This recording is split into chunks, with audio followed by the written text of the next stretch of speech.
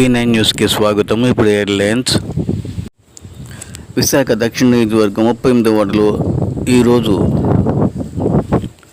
బురుజుపేటలో ఆత్మీయ కలయిక జరిగింది. ముఖ్య అతిథిగా కూటమి జనసేన అభ్యర్థి వంశీకృష్ణ యాదవ్ వచ్చి బురుజుపేట వాస్తవుల సమస్యలు తెలుసుకున్నారు.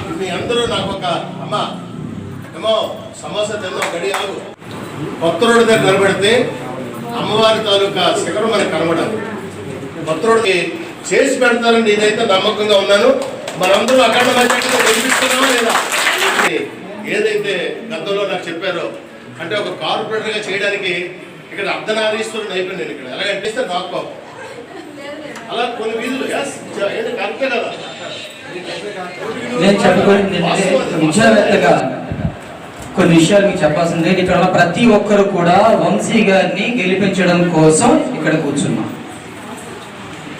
మన కోరిక నెరవేరాలంటే ఏం చేయాలి? అందరూ కూడా సైనికుల్లా పనిచేయాలి.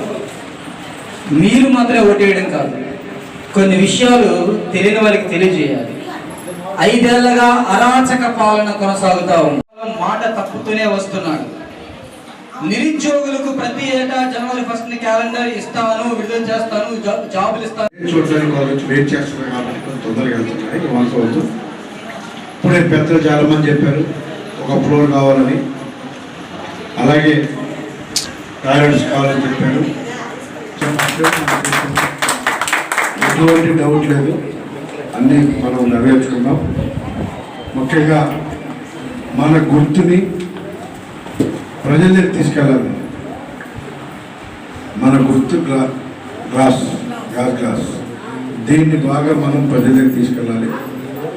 మనం మన అయిపోయింది